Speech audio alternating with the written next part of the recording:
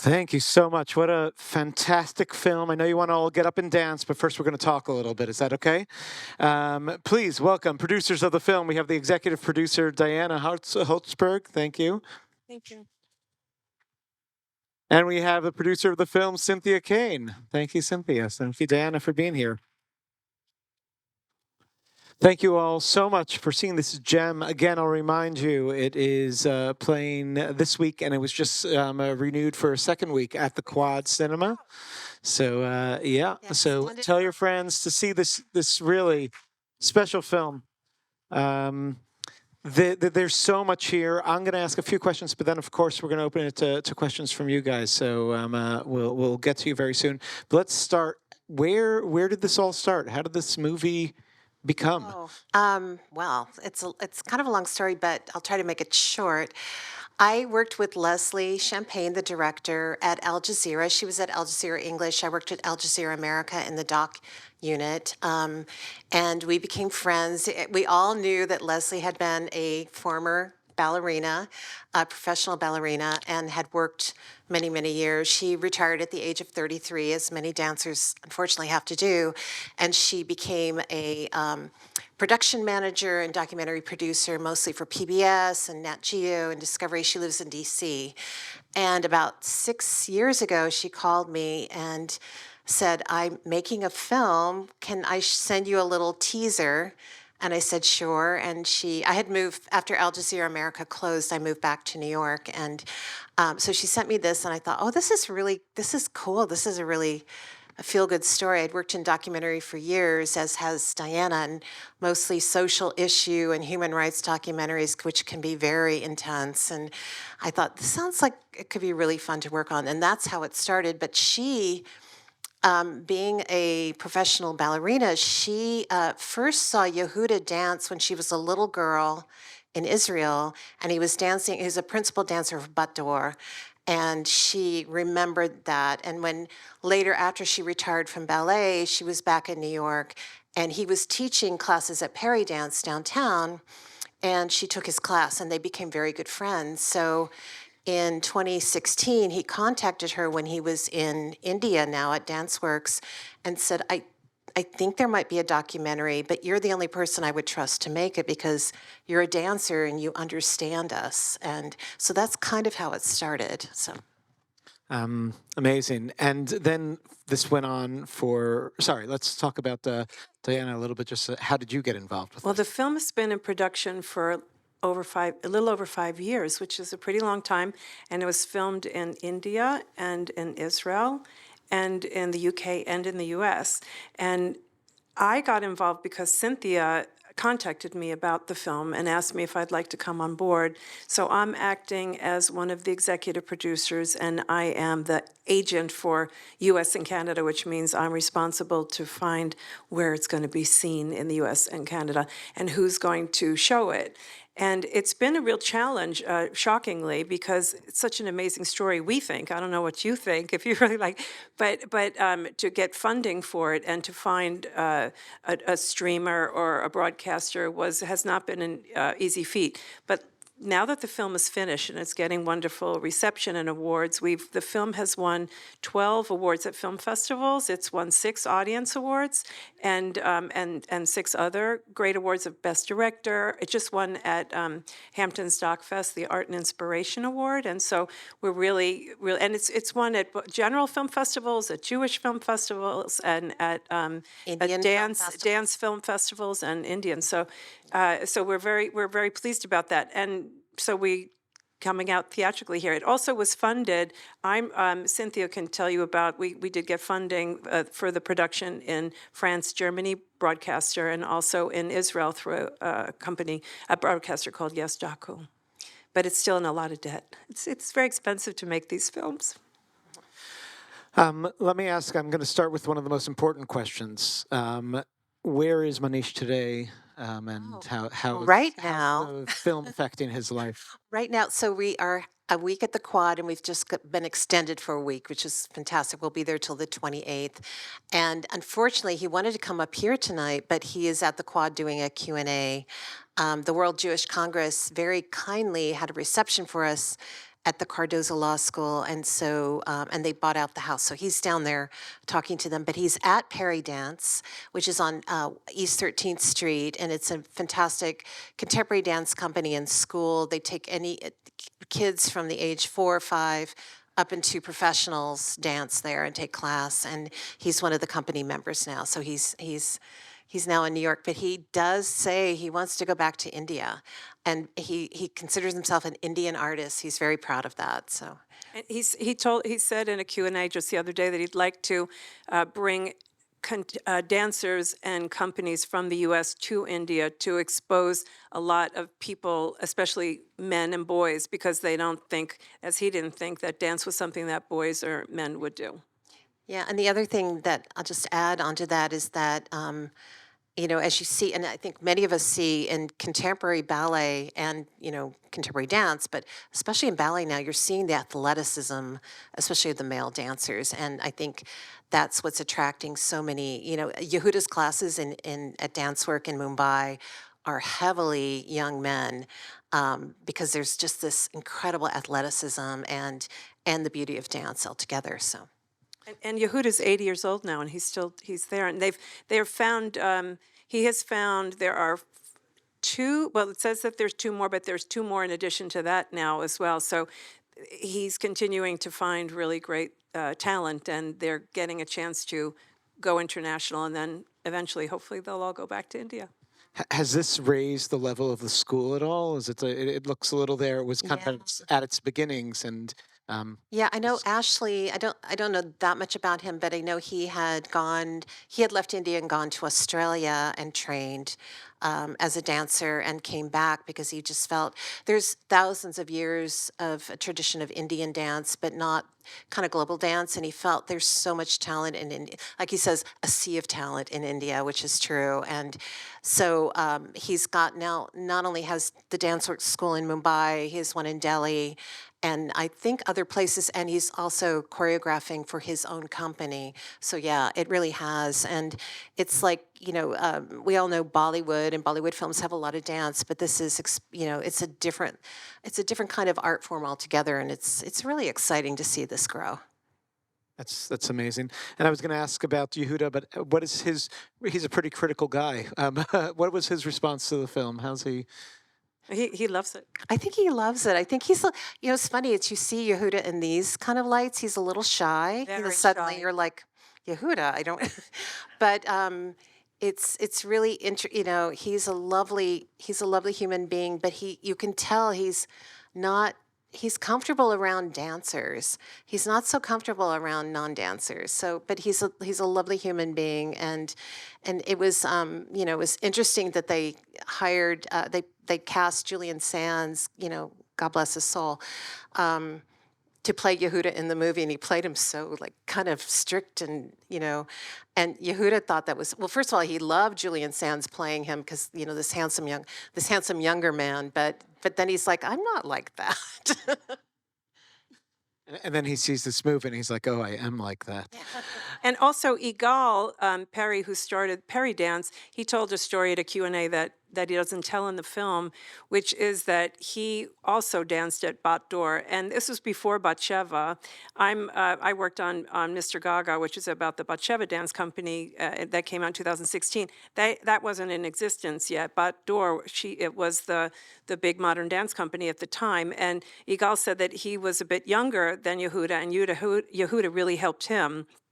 And helped him along in his dance career. And then when they both decided to leave and come to the U.S., Yehuda asked Igal, do you want to come to San Francisco and work with me in this new school I'm starting? He said, no, I'm going to New York. And he started Perry Dance, and he's had Perry Dance ever since. And they remain close. Oh, and he also said that when he was in Amsterdam some years ago, he was teaching some sort of a dance class there, and Manish was there, and Manish didn't know about Igal. Igal didn't know about Manish, and he danced in one of his classes, and they ended up having coffee, and then that's how they realized the connection. It was a total by chance. That didn't make it in the film, and I didn't know about it until the Q&A the other day. I'm just curious. The film, the narrative film that was made about Manish, did that go anywhere? Worldwide Yes. on Netflix. Yeah, it's called Yay Ballet, and it actually was started after Leslie had started filming with Yehuda, Amir, Manish, and Suni I can't say her name. Thank you. I'm so tired tonight. We've been really working to push out the film. She is a writing partner of Mira Nair, and she did a beautiful job, and it's on Netflix. And but it's kind of the beginning of this story, but fictionalized, and invited Manish to play himself. Also invited Amir to play himself, and that's when the Royal Ballet said, "Absolutely not. We need this young man to focus," and because it's such a very rigorous and strict program, and most people don't make it through. They get cut year one, year two. Very few people make it to year three. Amir did make it through the whole program, which is so they did make the right decision. And Leslie really, we had tears, we cried when we weren't allowed to film anymore with Amir, but it was the right decision for sure. I'm going to ask one more question, then we'll take some questions from the audience, if that's okay. We've been talking here, it's come up a few times, this idea that, you're a ballet dancer needs to retire by their 30, that might be even late for them. Age plays a big part in Yeah, this film. ageism is a big theme in the film, but it's subtle. But Yehuda in Israel, once he got fired, he was not going to get any work ever anymore. And in Israel, or in many places in the United States, as we get older and we become seniors, we get kind of pushed aside, or you're told you have to retire at a certain age. But in India, they consider people as they get older gurus and wise, and that they have a lot to teach us, and so they want him to come, and there is no age limit for him in India. So that, and then also Manish started late. He didn't start at the age of Amir, and they also, as a dancer, you can't dance until only a certain age. A lot of dancers are finished in around 30, or not too many are that much, depending on what kind of dance you're doing. You can't, you do, it's ageism for Manish. He's not going to be able to do it forever, and it's ageism on the other side. But that's just like one of the subtle themes in the film. Yeah. I love that. I think we should all move to India, or the other option is learn from that culture and see if Absolutely. we could be a more inclusive society in that way. I'd love to take some questions, comments in the form of a question. We'll pass the microphone around.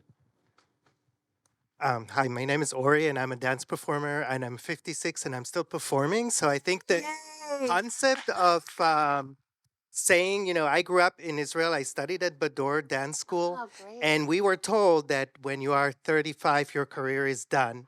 And I know so many dancers in New York. There's Rena Scheinfeld in Israel. She's close to 80. She's still creating work and making work. So I would like to somehow erase this idea that at 30 your career is over when you're told it. And I was told that a lot at Bador. They drill it into your head and you think you shouldn't do it. But it really is up to you to decide when you're going to retire, not for anybody to tell you that. And I hope For your body to tell you how long you can do that. but you have ways to train your body not to. Exactly. So and today the training is also how to not kill yourself in your training, and how to, and many people get over injuries. I have friends who had 2 double hip surgeries. Our friend Jeremy, who is a full-time faculty at NYU, and he was performing this Sunday, and he's 66, and he's amazing. So That's and amazing. he does stuff that I've seen 22-year-old who don't do. The thing is that it's not, oh my God, he's that age and it's amazing. That's how it should be, and It you should could be. do It should be, And this idea of course. saying, oh my God, there's a time clock, there's a limit, you can't do it anymore. I really would like to, that shouldn't be just a part of the conversation. Yeah. It just should be. Agree. Thank you, Totally. thank you. Totally. Thank But you. thank you for the beautiful. Was there a question there? Just kidding. No. Just need to The comment on statement What a was great fa- comment. I saw another hand up. How old is Manish now?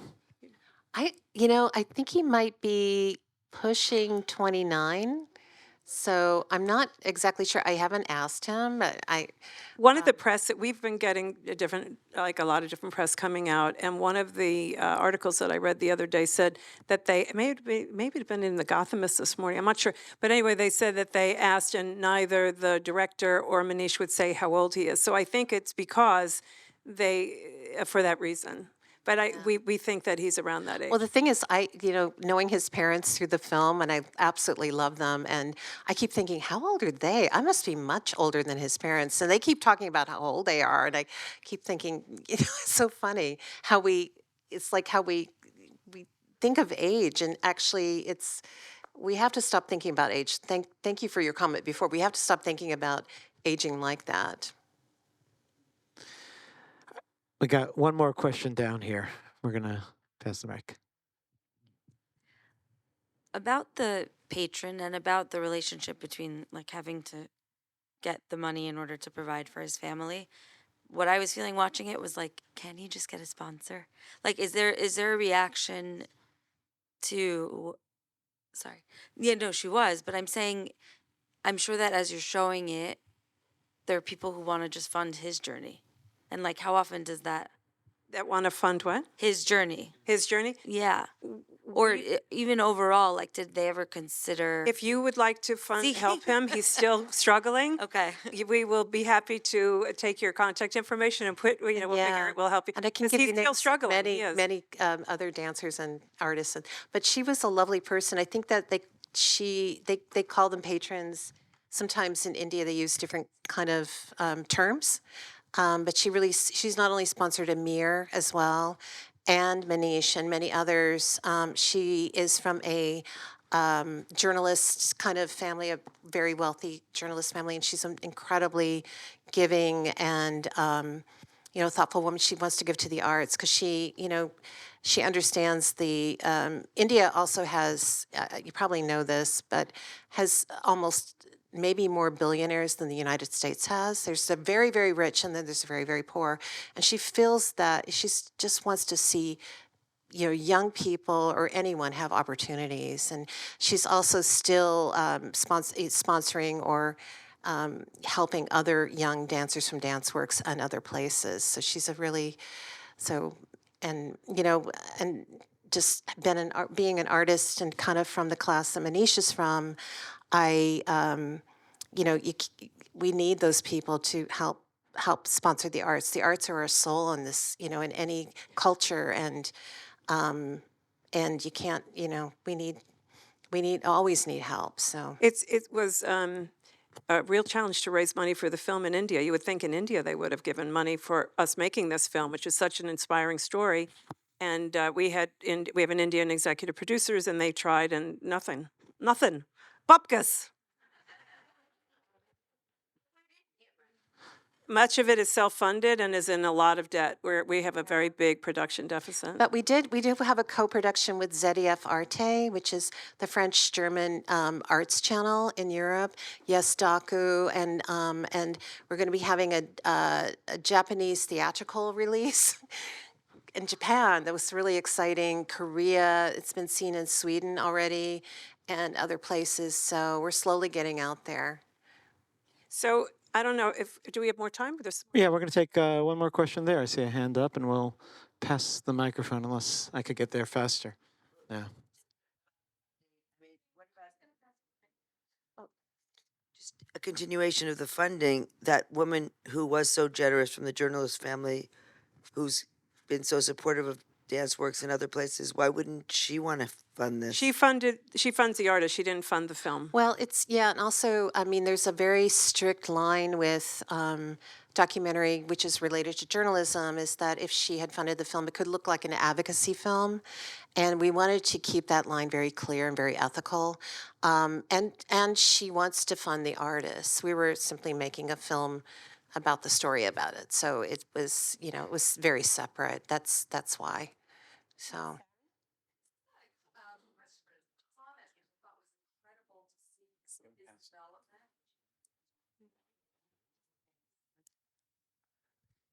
It's more of a comment to see his development as an artist and how he was initially viewing himself as wanting to be a prince, which in most, ballet companies, it's very white dominated, Western European, sort of aesthetic. And that when he got to Israel and he saw all this movement and he saw people who looked different from all over, he just finally went, oh my God, like this is who I am. And it was that I thought was really, really just very emotionally satisfying to see that. Yeah, and Perry Dance has a couple times a year, they just had a Nutcracker performance, and Egal has created a contemporary version of it, and Manish played the prince, which he was just lifting and lifting and lifting the princess, and he really didn't get to dance at all. And he was like his poor shoulders. I'm like, oh my God! But he did that for 2 of the 4 performances, and the other, I went to one where Manish played the prince, and Cynthia went to one where he was one of the dancers, where he really danced in it. Danced a lot, But yeah. it was his first time being a prince. Anyway, yeah.